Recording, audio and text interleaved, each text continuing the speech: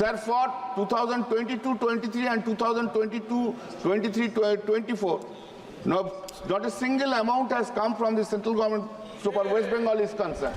I know, please, have your patience.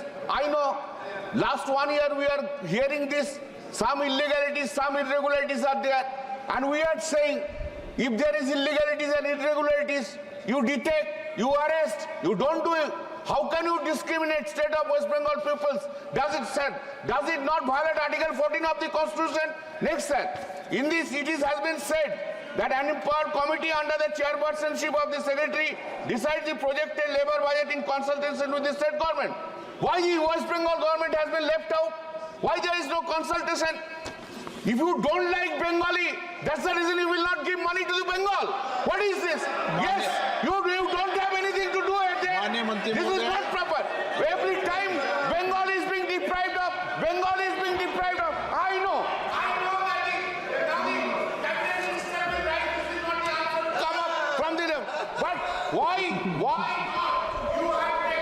taken माननीय मंत्री जी please, माननीय मंत्री जी आप बीच में नहीं। नो, माननीय मंत्री जी,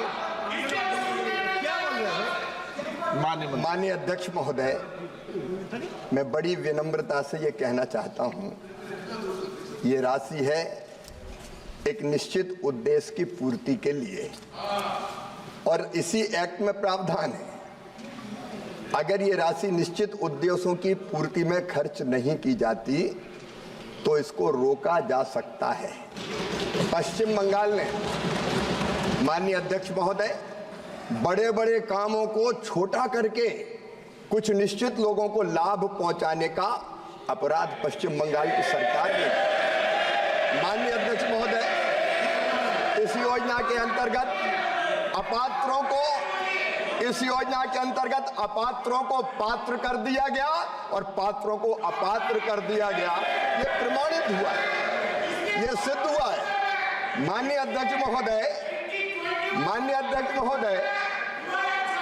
ग्रामीण विकास की योजनाओं के नाम बदल दिए।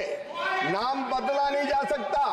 प्रधानमंत्री आवास योजना का नाम बदल के अपना नाम इन्होंने रखने का अपराध किया है। माननीय अध्यक्ष महोदय, उस योजना के अंतर्गत भी अपात्रों को लाभ दे दिया और पात्रों को बाहर कर दिया गया। माननीय अध्यक्ष महोदय, ये राशि दुरुपयोग के लिए नहीं है, अपात्रों को लाभ पहुंचाने के लिए नहीं है।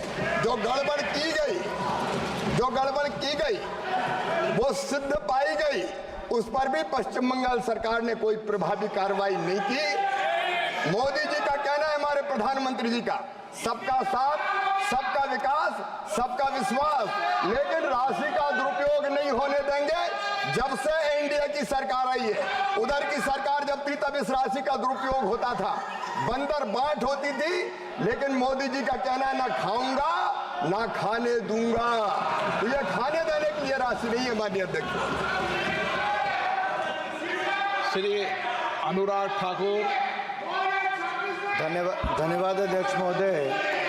मेरा आपके माध्यम से माननीय मंत्री जी से सवाल है कि जैसे इस योजना को लाया गया और इसके पीछे भावना ये थी कि ग्रामीण स्तर पर विकास हो, तो सर जो सबसे बड़ा कोविड का संकट आया सर, तो कोविड के संकट के समय भी जहाँ तक मुझे याद है उस समय भारत सरकार ने 1 लाख करोड़ रुपए से ज़्यादा मनरेगा योजना में दिया, जो आज से पहले कभी संभव नहीं हुआ था।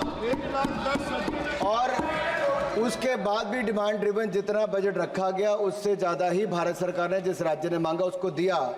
और जिस तरह से माननीय मंत्री जी ने उत्तर दिया, मैं दोनों को बहुत बहुत धन्यवाद और बधाई भी देता हूँ। लेकिन सर मेरा एक सवाल यहाँ पर है, सर पिछली पूर्व की सरकार जब यूपीए की सरकार थी तो जो माननीय मंत्री जी उस समय लाए थे, उनके अपने ही क्षेत्र में बहुत सारे घोटाले इसमें थे। इतना पैसे का साइफनेज होता था, बहुत पैसा ले लिया जाता था क्योंकि मस्ट्रॉल बनता था।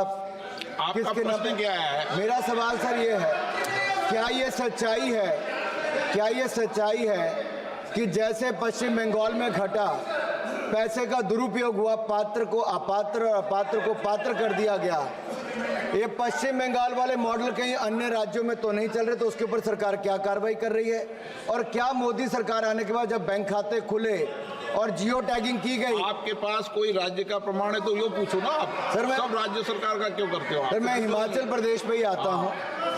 हिमाचल में भी जो राशि दी गई, आपदा के समय बहुत मदद की गई सर, मैं उसके लिए केंद्र सरकार का बहुत आभारी हूँ, जिसमें मनरेगा में सब कुछ दिया गया।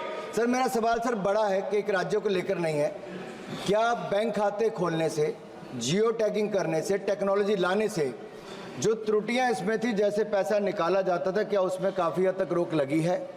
ऐसे कौन से और माध्यम ढूंढे गए अलग अलग सरकारों में या राज्यों में जहां आज भी इसमें से पैसा निकालकर पात्र को नहीं मिलता? जो अन्य लोक पंचायत के प्रधान है कुछ और है, वो भी इसको पैसा खाने का काम करते हैं, और उसके ऊपर रोक लगाने के लिए सरकार क्या करने वाली? माननीय मंत्री जी,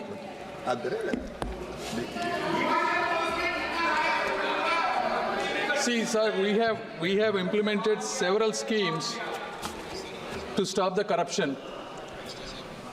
And when the worker goes to the site, there will be two timestamp geotag pictures will be taken.